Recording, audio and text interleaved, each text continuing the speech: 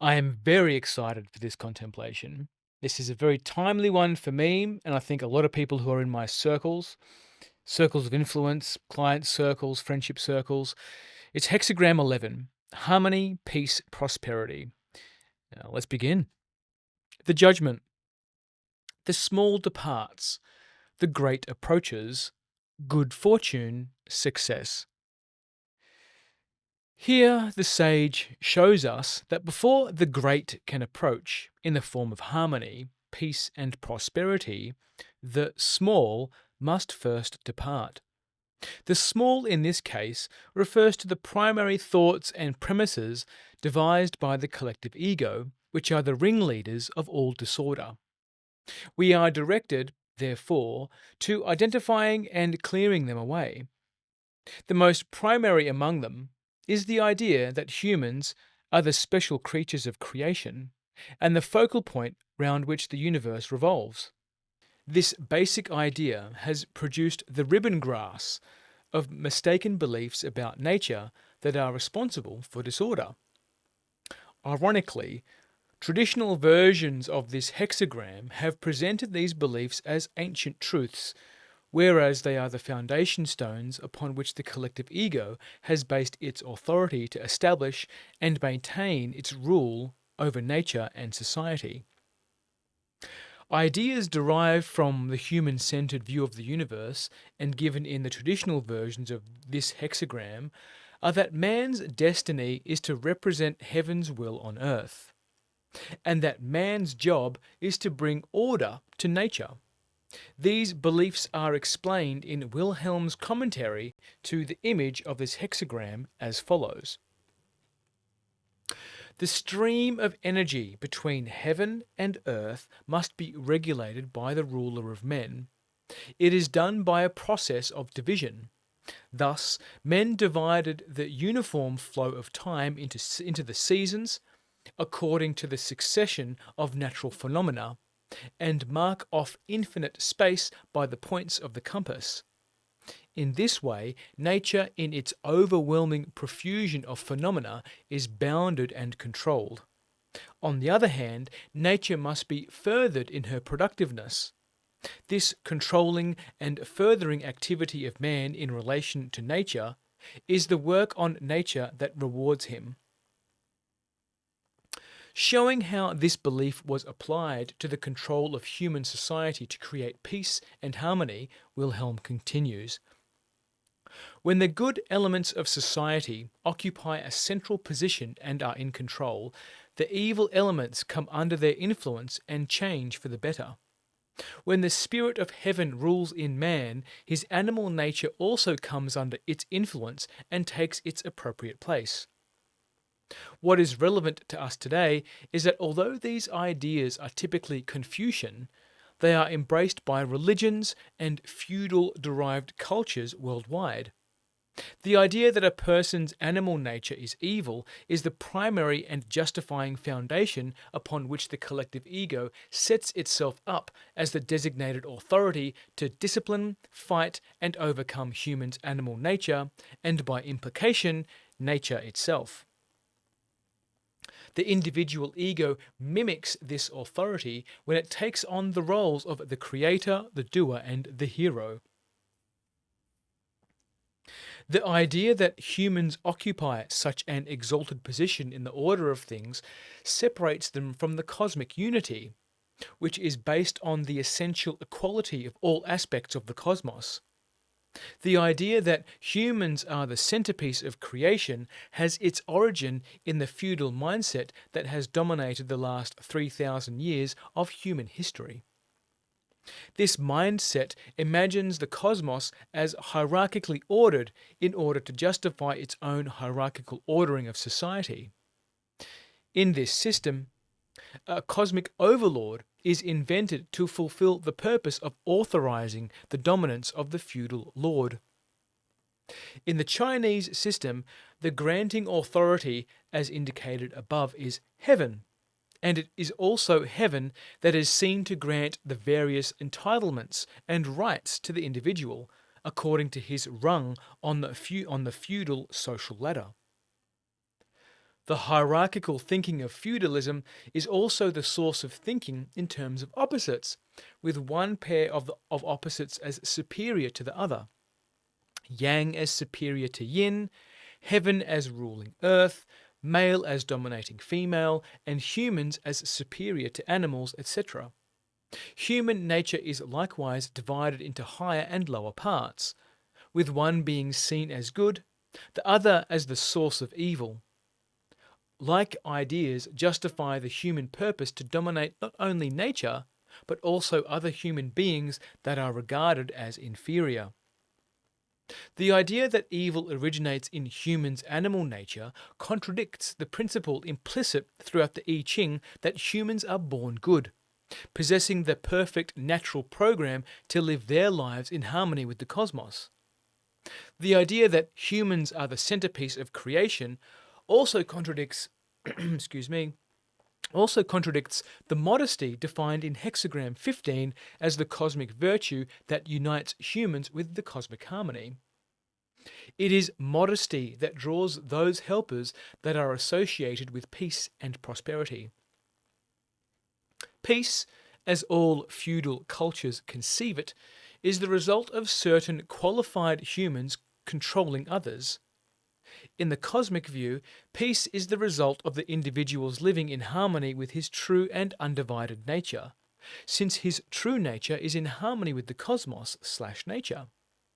Disorder and evil result when part of his nature has been slandered. When a person is in harmony, he invokes the help of the cosmos in all that he does. The traditional view of this hexagram also falsely credits humans with the great achievements of culture. The sage informs us that human creativity is always a partnership with the helper of creativity, which is accessed through the individual's inner truth. This helper is also engaged when a person establishes a feeling relationship with the consciousness of the things with which he is working. Creativity is not, as the human-centered view would have us believe, the result of the abilities of the rational mind. All inventions and discoveries come through the intervention of these helpers. For many people, the help can only come after a person has come to his wits' end and has given up. Just then, when he has experienced a moment of humility, the helper comes to guide him to the precise answer he was looking for. All great artists and performers have had this experience. Some have also experienced the loss of this gift when they have forgotten its source or credited it to themselves. The gift of creativity comes easily and repetitively to those who know and recognize where the gift comes from and who continually credit the source. The cosmic theme of this hexagram, which is expressed in its names, was taken from the interaction of the two primary trigrams, which present the cosmic consciousness and nature. This interaction is the pairing and interpenetrating of their energies with each other, creating harmony, peace, and prosperity. They pair because they are in a complementary relationship to each other. The cosmic consciousness being represented by the inner, lower trigram, and nature represented by the outer, upper trigram as its complement. A person can receive this hexagram when, because of his human-centered beliefs, he has blocked the helper of creativity. He can free this helper to come to his aid if he will rid himself of the mistaken beliefs listed above. This effort requires identifying seed phrases in his inner program that see nature, including his own animal nature, as the source of disorder, chaos, and evil. He also needs to rid himself of phrases and their accompanying images that place humans in the center of the universe. Here are the lines. Line 1. When ribbon grass is pulled up, the sod comes with it. Each according to his kind, undertakings bring good fortune. When ribbon grass is pulled up, is a metaphor for the mistaken ideas and beliefs a person needs to dispose of in order to return to harmony with the cosmos. They are also the ringleaders of disorder, mentioned in Hexagram 36, Darkening of the Light, line 3. When a person rids himself of a central mistaken idea, he brings to the surface other ideas that are based on it as a premise, or that are unrelated but have been combined with it to form a justification for further incorrect ideas. This combination of unrelated ideas is typically of the illogical. I'll read that line again. This combining of unrelated ideas is typical of the illogic of the collective ego. It is essential for the person to rid himself of all ideas that form such clusters. Each, according to his kind, is a reference to the various unrelated ideas. The basic mistaken idea indicated by this line is that humans are at the center of the universe. When this idea is combined with the idea that humans' animal nature is the source of evil, a basis is provided for the further idea that it is the human job to order and control nature, including human nature. Because these phrases slander the cosmic helpers that achieve their tasks through nature, their help is blocked. When confronted with this distorted reality, the false conclusion is drawn that humans must do everything themselves, including correcting the distortions in nature created by humans. The latter phrase puts yet another spell on nature. This line applies to the person who has separated from the cosmos and its helping by having accepted the above-mentioned ideas. Say that line again. This line applies to the person who has separated from the cosmos and its help by having accepted the above-mentioned ideas. He is informed that he can be reunited with the cosmic whole if he will rid himself of them. These are the undertakings that bring good fortune. The effect of ridding one's personal program of the ribbon grass is obvious. The statement that the sod comes with it points to the less obvious fact that the power of the collective ego, the sod, over the individual is thereby diminished. See page 550, Freeing Yourself from Seed Phrases and Images. Line 2.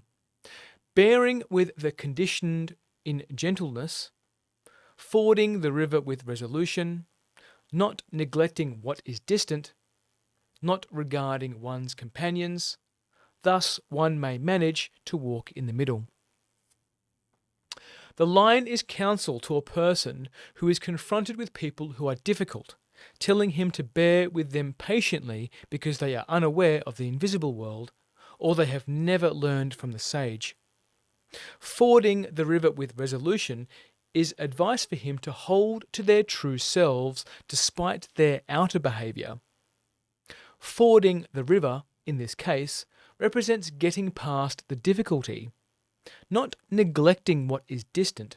Not neglecting what is distant reminds him that holding fast to his inner truth will ultimately succeed in correcting the situation.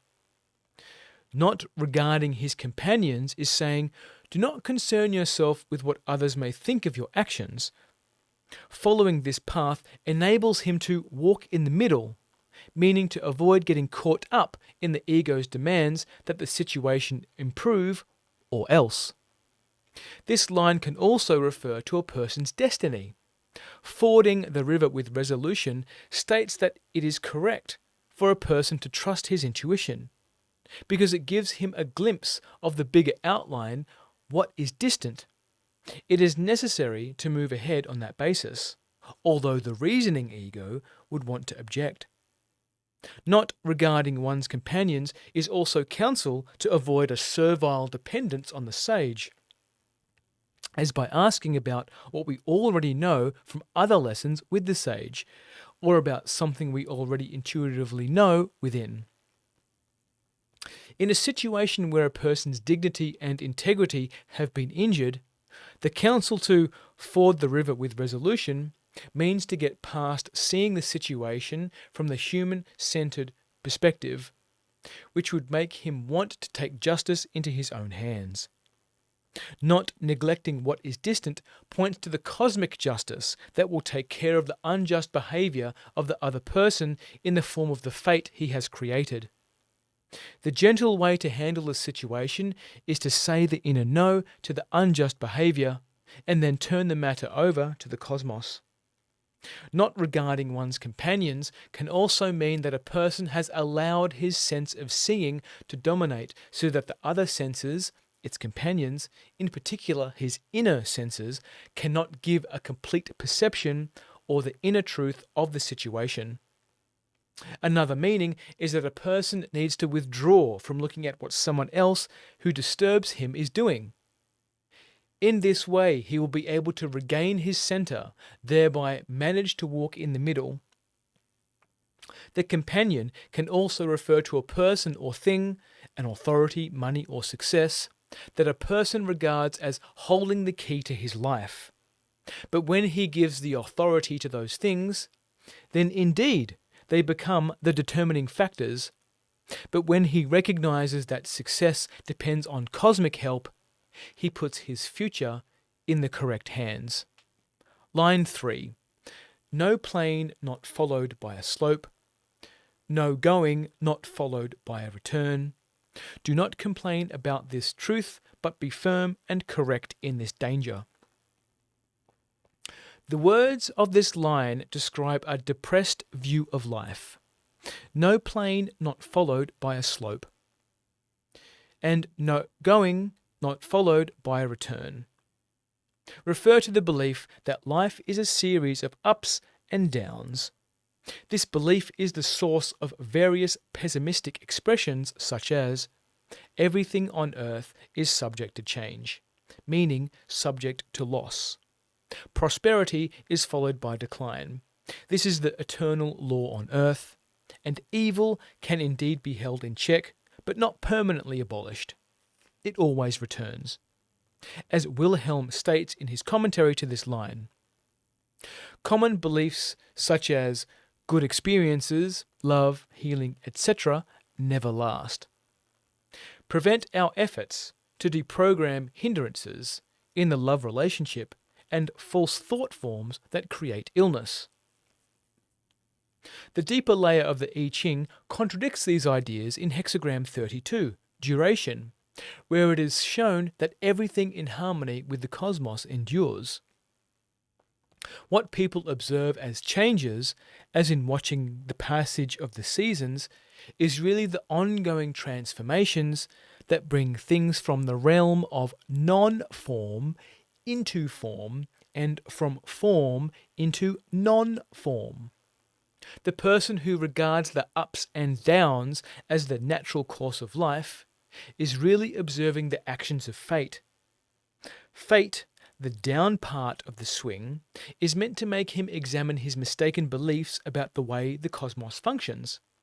His mistaken views have affected his will to live, the danger mentioned. Also see page 32, Fate. This line counsels the person to be firm and correct in this dangerous situation by identifying the mistaken beliefs that see life as ruled by changes and adversities and deprogram them.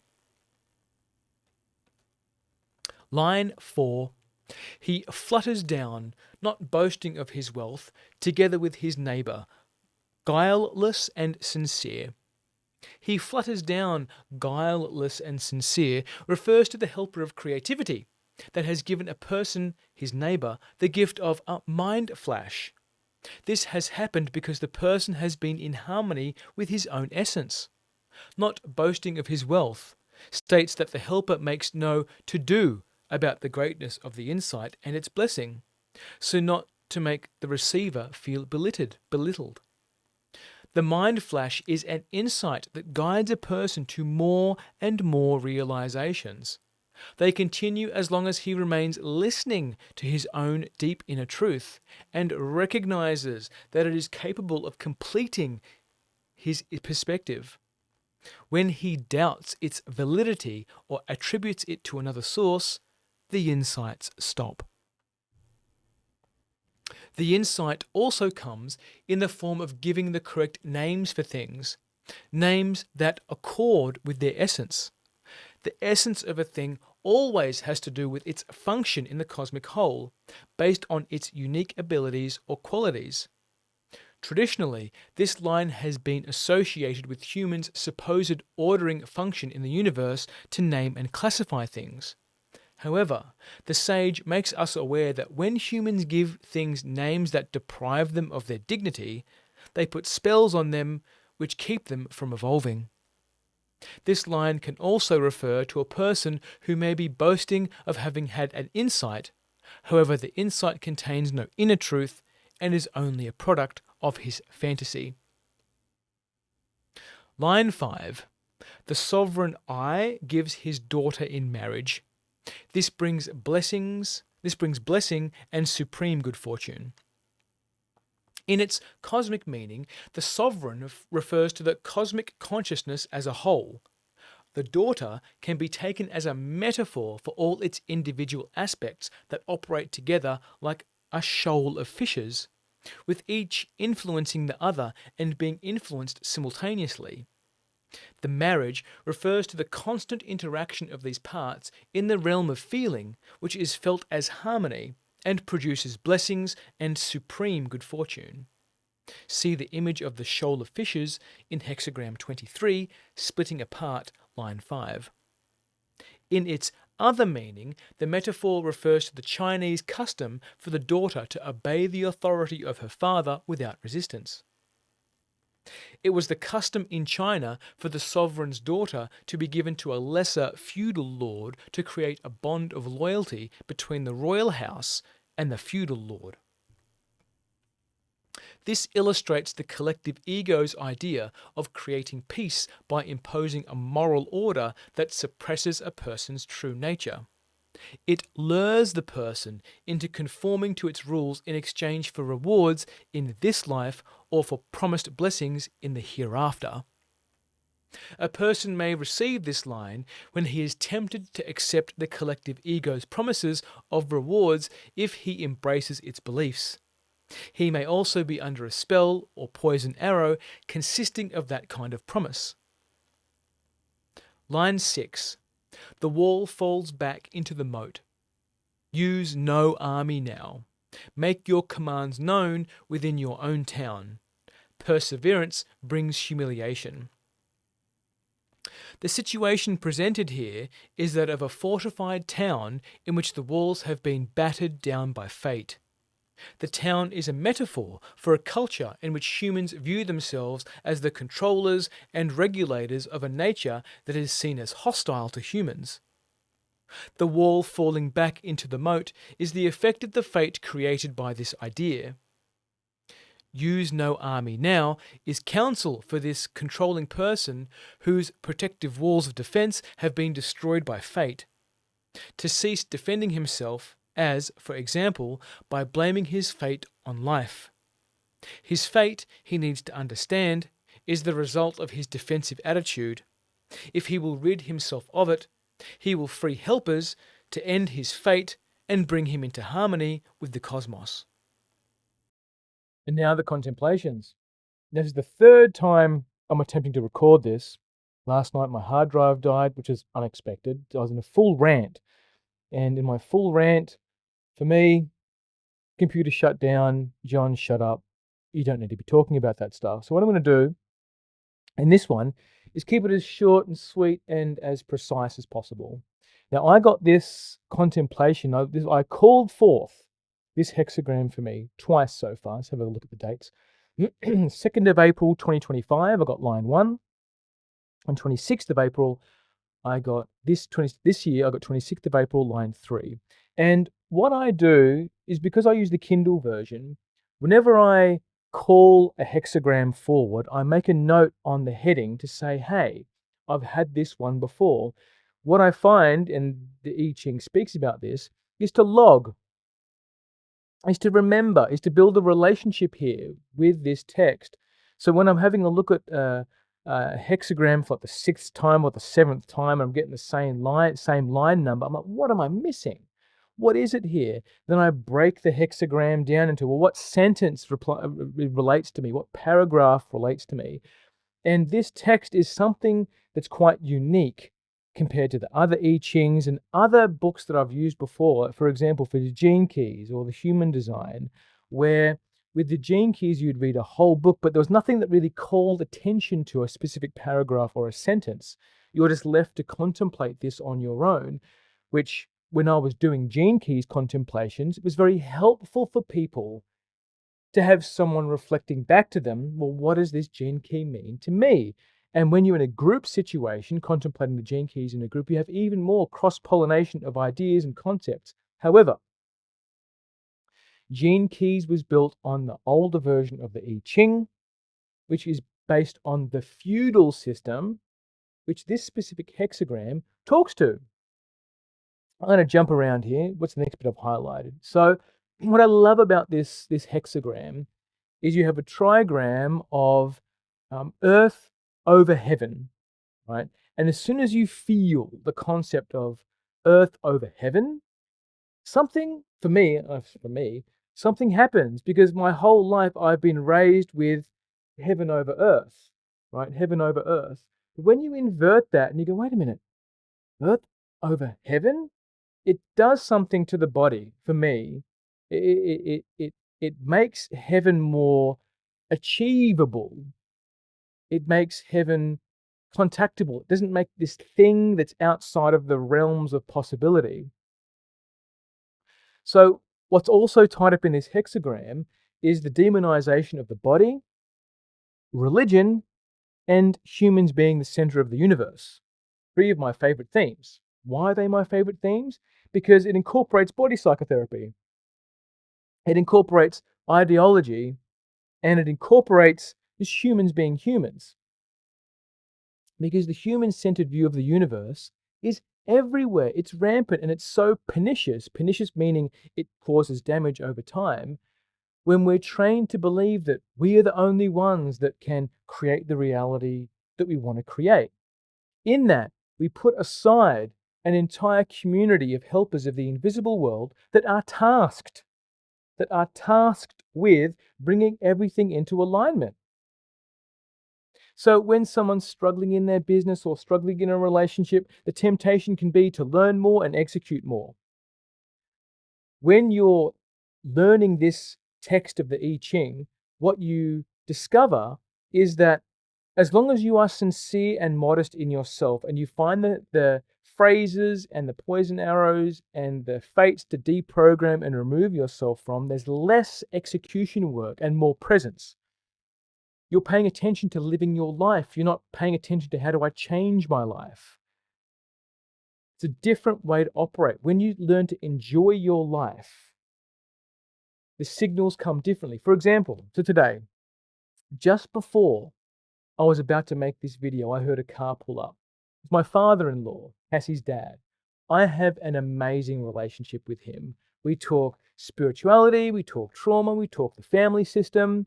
And when Cassie was manifesting me, one of the things that she desired was to have a relationship with a man who had a great relationship with her father. And I have that. I have that with him. And we can talk for ages over I Ching, Gene Key, spirituality, Chi, the family, what's going on in the family, the distresses, what's going on. And for me to have that kind of conversation with another patriarch in a household is incredibly powerful, because we share this bond of we want what's best for all the family systems. And this is what's possible when you start to bridge this gap between humans not being the center of the universe and there's more. There's an energetic world out there. So the next piece in what I'm going to talk to there is the feudal system. How my father-in-law and I don't see ourselves as better than. We see ourselves as, no, we're in this family unit and we all take turns to put in our leadership. We all take turns to see, well, what needs to be done. We all take advice from each other. And when you can receive wisdom and be like, that's actually something I didn't think about, the family system shifts.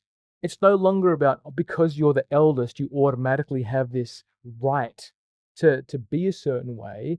It's because we're open to seeing how beneficial grandparents are to their grandchildren. This is the community that can be built at any stage in time. How we got to this point for Cassie and I is I knew that I didn't want to move to a suburb that grandparents weren't around. So we moved south of Sydney because Cassie's parents are here. So this is what I'm talking about when you're listening to your body and listening to your common senses. You'll do things will be available to you that will allow an enrichment of life, not the center of the universe. Now, the other version of the I Chings here are very Confucian-based. They're a wisdom where it was foundationed in having an emperor or a lord, and it's flown through some of the subsystems that have come from the I Ching, like human design and gene keys. They're still a model. They have a theory of like synarchy and harmony, but in all of those communities, I still cannot see a functional synarchy, a functional heterarchy. Okay, there's one leader. You can only be qualified to do gene keys readings if you've done a particular course, and I get the concept around needing to keep it pure and needing to keep it quality checked.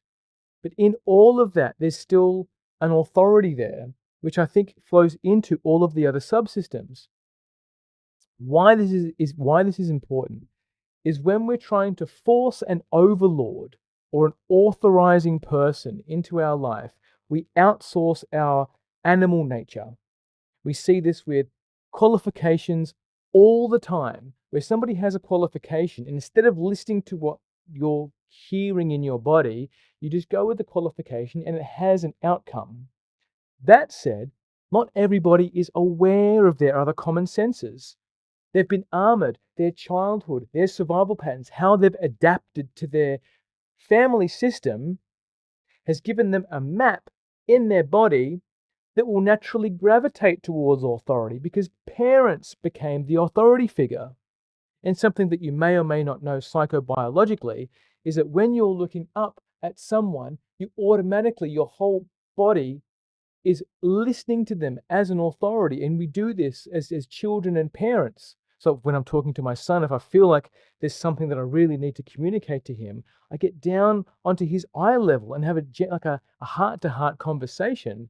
When I'm speaking from a distance or when I'm speaking down to him, there's a psychobiological influence that happens there. It's unnatural, it's not natural, it's not unnatural, but it exerts a form of dominance, right? An unhealthy dominance because it teaches the child to look up and just listen without question, okay? Now, the next piece here is piece from the previous versions of the I Ching was supported by feudal cultures. So feudal cultures can see peace, okay? We can see that right now what's going on a global scale where you have to have an authority to infer peace. And maybe we need to go through this to understand what is genuinely peace. Because in an over-mothered society, peace means no conflict. That's not natural, okay? Conflict is a part of growth. Conflict meaning different ideas, different animal bodies coming together. Conflict is where creation is. It's in the meeting of two materials that you will find the growth, whether it's on a beach or a fence line or where hot and cold water meet. There's a lot of interaction there. So peace to avoid conflict is not going to help people grow. It creates stagnation. But in that, previous versions of the I Ching have said that peace is only possible if you subject yourself to a feudal lord or a feudal culture, because that worked in favor of the feudal lords that were pushing the Confucianism, right? And we see that now. What I can see in the epoch moving forward is lots of transparency, lots of truth-telling. People are going to be confronted with their denial. And I love that. I love being with other people's denial, all right? It exposes what's really there. Now, in that, my love of that comes from the helper of creativity. And until I knew about the helper of creativity, I swore that all of my abilities came from my own knowledge and my own wisdom, and everything was built from me, right? What this version of the I Ching has done, and particularly in this hexagram, has revealed to me the helper of creativity again. Okay, this is the second time I've had this hexagram, and it lands differently every single time you contemplate the same one again, where someone can get an education and then they assume that, oh, I've got this education, therefore my creativity has come from my education. Or, like a lot of the people that I work with, are naturally gifted. Naturally gifted. They haven't really needed to study or exert themselves to reach a level of excellence that was socially accepted. It's me.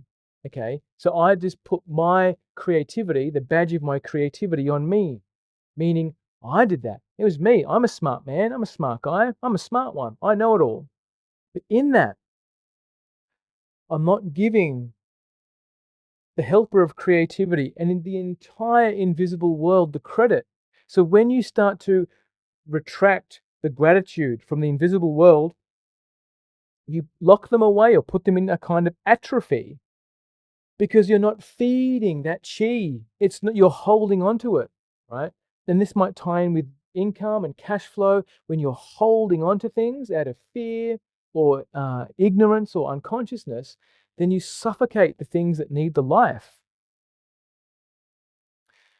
What's really important with the helper of creativity is establishing a relationship with the consciousness of the things that we are working with, whether it's making a video, making a program, doing some artwork, cutting up some wood, cooking. Okay. Really developing a consciousness. Everything is part of consciousness. Everything. So when you start working with consciousness as everything, there's a level of gratitude and it starts to feed into everything, even plugging in a phone charger. Okay. Well, we're getting a bit granular in this, but everything and this graciousness flows through the body and into all creation. Okay. An important part in here is that a lot of people need to come to wits end. Wits end in order to have a look at, why is my creativity stopped? Or why am I not getting the outcomes that I thought that I would get by using this level of creativity? Wits end, in the other line, I think it's line 3, speaks to this. The downward trough of the fate, when you can feel that fate here, it's here, that creates an opportunity to contemplate, well, what is this? What's going on here? Why is all the marketing I'm doing not translating into some kind of lead flow? I know I'm not doing anything wrong. I know I'm following whatever needs to be done. Maybe there's something else here. Yes, there can be a seed phrase, a belief system. And this one, for me, the line 3, it was a belief system, and we'll jump there in a minute. Now, the human-centered beliefs block the helper of creativity, meaning, oh, I need to research how to do this thing. I need to research how to find out how to do this other thing. No. If you're looking to redevelop a relationship with the helper of creativity, it's about centering yourself. It's about coming back into the body, coming back into the flow of consciousness, the toroidal flow, or whatever the diagram it is for you about how consciousness flows. In that centering, you can hear and feel what the helper of creativity has to say to you. In that moment, you get the aha, you get the mind flash. Then be grateful for the mind flash. It's not you. Okay, it comes through you. Okay. Same thing with chi and in a relationship. The love and the energy and the vitality comes through you. When you allow it to come through you, you can share it with other people. Like, for example, I mentioned before about my father-in-law came to have a chat with me. We spoke for like an hour. That is a moment there of, oh, I really wanted to get this video done. And then now after having that conversation, I can use it and I can share it again on the video. Right? It comes through me. I can share it. All the vitality that him and I shared in conversation now continues to flow. It's not something that I'm holding on to, right? This is really important to get in contact with the body. If you can't feel your body, you're going to be numb to the flow of life. Humans must do everything themselves. This was a critical pivot point before I renewed with my last mentor, which I didn't do. I didn't renew. I started contemplating this version of the I Ching, and I could hear something in me to say, don't renew with him again. Don't do it. This is from line 1. This forcing, this NLP egoic style of aiming for a goal and then chunking it down, right? I want $150,000 a month. Yeah, great. You can feel all the desire and all the ego start coming around that. Well, how do I do that? Cool. I know my conversion rate's about 30%. Cool, which means I need to send out 200 text messages, 200 DMs. In that 200 DMs, I'll probably get 1 or 2 or 3 or 4 or whatever it is, the metric that I've drawn out becomes the goal. But in that, what was happening was I was pushing. I was trying to create something that was outside of the cosmic whole, right? That's not for me. The helpers of the invisible world know the truth. They know the direction. They know because they're connected to something. They don't have ego like we do. Ego is the thing that separates us from the cosmic whole, the ego and the collective ego. Between those two things, we believe we must do everything ourselves. From writing policy to voting for people, to all the things, okay, we get in the way. In that, what's really important is when we want to create something, and it is part of the cosmic alignment, we can cast the RTCM to see if it is or not, is stop watching. Stop watching to see if that thing has transformed. I'm going to bring in the slit experiment here. When you watch something and it changes, but there could be something even simpler than that. That when you try and watch for the outcome after something that you've surrendered into the cosmic whole, you freeze the helpers of the invisible world doing their thing. You're just going to go and live your life. And the more recent hexagrams that I've contemplated at the stage of the business that I'm in right now is about living my life. Living my life. Stop trying to be in control. Stop trying to think that everything that I think that I need to be in order to be a man or be a father or be a husband is all labels that I've used to try and control and make myself feel special. The labels that we give ourselves are subject to the ego's filter. And the labels feel special. Like, I'm a husband, I'm a father, right? I'm a provider, I'm a businessman, I'm an entrepreneur, I'm a coach, I'm a therapist, I'm a mentor, right? All these labels not only trap us in a way of being, but they also keep us tethered to attempting to maintain the label. And a lot of the people that come to work with me, especially for 12 months, are looking to untangle themselves from the slew of identities that they've created and create themselves. Because to create yourself is the goal. To create yourself, to connect to your animal body, to connect to all of you, the psyche, the animal body, is the most freeing thing. It is the goal. Because from that space, you can create relationships where you meet someone as themselves instead of a mask, instead of someone trying to pretend to be more masculine or pretending to be more feminine. You just meet yourselves as you are, and then you can create life from that place instead of learning clever attachment language or nonviolent communication language or hacks to try and filter out red flags and orange flags and green flags. You are just you. And then the universe responds to you as you. There's no more needs for any labels because you are you. Even your name becomes less relevant. It just becomes something that people call you to get your attention, right? Next piece. Everything on earth is subject to change, meaning subject to loss. This is huge, okay? Because if you're someone who has found themselves getting a high, meaning you get a promotion, you get a pay rise, you get a bonus, you get something else. But then on the back load of that, there's this ball and chain dragging behind you, waiting that at some point that's all going to come to a close. That you're going to lose all of that. That can come from religious programming and other egoic programs that talk to wherever there's a high, there's a low. Don't get a big head about it because you might lose it, right? You win an award for being an amazing writer, and then you're afraid you're going to lose your hands or go blind or get dementia or something else. You're having a great life and you're afraid of getting cancer or something else, right? These seed phrases, these belief systems, these structures of guilt and shame and inverted power that are the ego's attempt to claw its way back into power into your psyche. So for me personally, and this has come from the previous versions of the I Ching, so in a feudal system, it works in the favor of the feudal system to seed this behavior, seed these thoughts into the populace. Because then when they're in that low point of depression or that low point of the wave of the fate, then they can just be like, oh yeah, well there it is. Here's the thing I need to work through. But what they don't understand is that that's not how the universe works. What people observe as changes, as in watching the passage of the seasons, is really the ongoing transformation that bring things from the realm of non-form into form, and from form into non-form. This is happening at an atomic level.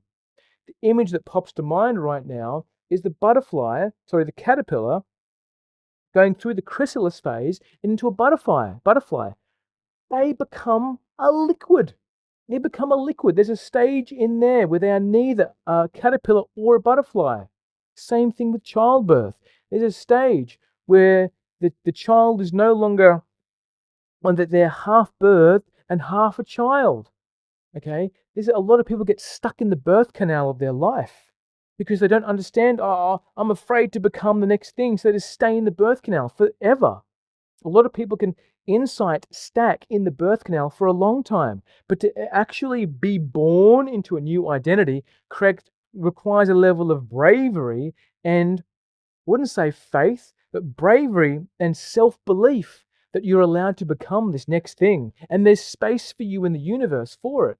Because when you're in the birth canal, when you're in the womb still, there's all these projections about who you're going to become. But when you emerge, that's who you really are. The potential is gone. It's just the reality check. This is who you are now. And many people are afraid of that in multiples of stages of their life. When they leave a job, I don't know who I'm going to become next. When they leave a relationship, I don't know who I'm going to become next. When they get into a relationship, I don't know who I'm going to become next. It's a challenge for humans for as long as identity's been a thing and ego's been a thing. Who are you going to become? And that doesn't require some 40-year course to do it. It requires presence. And this I Ching brings you back into presence through a very simple set of techniques. In the work that I do, I help you bring back into presence through the survival patterns that have helped you adapt to become this thing that's stuck in the birth canal, right? Now, love, okay, love.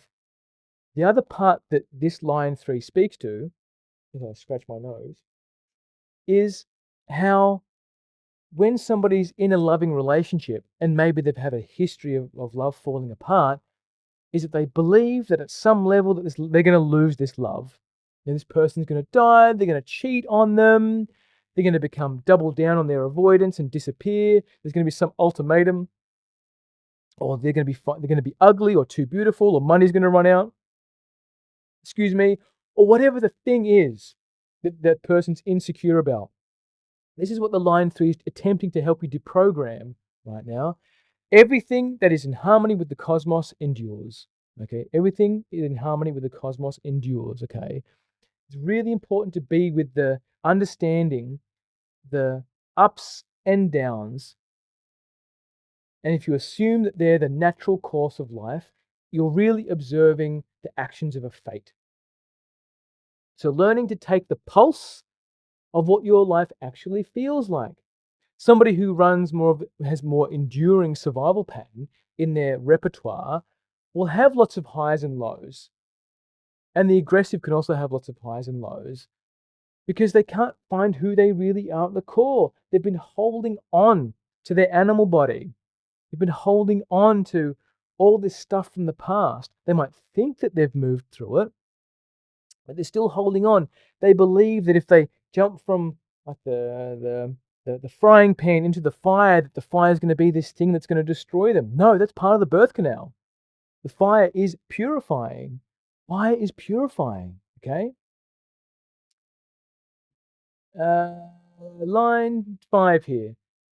This illustrates the collective ego's idea of creating peace by imposing a moral order that suppresses a person's true nature.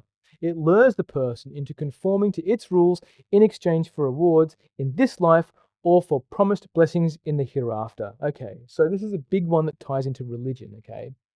And I've spoken about this in podcasts before and one-on-one riffs with clients. But when I was exploring my relationship issues way back when I had like 11 plus failed relationships, I couldn't work out why I was feeling the way I was feeling, which took me into some occultish style psychology. And what showed up here was time. I've actually done a Substack on this. The time paradox, where when you are convinced that life on earth is not as good as the hereafter, it's very easy to control someone. For example, when I was neck deep into Christianity and megachurches, I remember explicitly a conversation that a pastor had in front of the room. We were a room full of kids, okay, like teenagers. He was talking about treasures in heaven, okay, where when you give to money, when you give to the church in the present, you're actually creating a kingdom in heaven for you. And he had a dream. He had a dream of walking down the main street with all these people that have been gifting money to the church, huge mansions, this and that, okay. And then crossing over to the Quran, where there's blessings of having virgins in heaven. And what this psychology brought to the surface is it's very easy to destroy life when you're rewarded in the afterlife for it. Whether it's fighting in an army or whether it's being a self-annihilation, bomber, you're blessed for it in the afterlife. That's not how it works, okay? But that's the convincing. You allow the ego to come into you or onto you through a belief system because you can't enjoy your life in the present. Like there's people with PhDs, highly educated, who strap some incendiary device to themselves, believing that in the afterlife they're going to be rewarded for it. Okay, so there's a deprogramming procedure there for that if you're one of these people, and or you can talk to the sage in this group's presence, these people's presence, to bring into question the truth of their belief structure, of their ideology. Okay, this is the power and the availability that comes through this version of the I Ching. You don't have to say, Sage, please tell them to stop doing that. No, all you need to do is deprogram the thought process. And it happens at an anatomical level. And I can see the transformation that's happening on the world right now. Okay. The world is transforming to a place of transparency and coming into alignment, just not on the timeline that many people want. It's outside of my timeline and the timeline of whatever everybody else wants. The world is transforming. The world is becoming more transformational into transparency. People are fed up with ideologies, whether it's feminism or religiosity. We're fed up. People are fed up with the lies, left versus right. Okay, the individual human is going to be brought to the surface here. Coming into line 6, use no army now is counsel for this controlling person whose protective walls of defense have been destroyed by fate, to cease defending himself as, for example, by blaming his fate on life. His fate, he needs to understand, is the result of his defensive attitude. If he will rid himself of it, he will free helpers to end his fate and bring him into harmony with the cosmos. This is what I'm seeing on a collective scale right now. A defensive attitude will stop anybody from completing the birth canal process. There's so many people that are stuck in that birth canal through ideology, whether it's feminism or religiosity or left versus right or Republican versus Democrat or liberal versus Labor, right? So many people are stuck here because in order to receive the truth, you need to acknowledge what the truth feels like in your body. And if you are numb to truth, then you won't know what's truth versus what's lies, because your ego is going to want to orientate you to the lie, even if it's a few degrees off the truth. Because a few degrees off truth over 40 years is a long way away. It doesn't mean it's impossible to get back. It just means you need to make the effort, the correct effort, the right action to get back in alignment. And it's possible. It's just totally possible to be able to reroute where you've come from. But it needs to happen at an atomic level. Because anything that we try and do out of it from an egoic place just eventually defaults back to where the collective consciousness is at, okay? Because we all move as one unit. We all move as one unit. And there are outliers, and a lot of the outliers I work with, I'm blessed that I work with a lot of the outliers, where they want to evolve consciousness within themselves. And they can see their friends groups transform. They can see the people that are available to them as friends and as partners transform, because their own internal consciousness, they are taking responsibility for it. They are taking responsibility for poison arrows that they send out to people, from the things they need to deprogram, all right? Or the imps and the demons, the imps and demons show up in this. The social media is an imp farm for things to jump into your psyche. So if you're on there and you can feel yourself starting to react, you're getting overwhelmed with imps and you need to take a break. Listen to your body. Technology will put you in your head. The ego loves you when you're in your head. When you're not grounded, when you're not in your body, that's when the ego can take control. It's much more challenging to operate from a present place when you're in your head, when you're upward displaced. Now, is there anything else I want to say here? I don't think so. Thank you so much for listening to this contemplation. Leave a comment if it touched you. Let me know. Like, I love this stuff. I feel like I've hit the note, and that's it for me. Mad love. See you in the next one. Bye.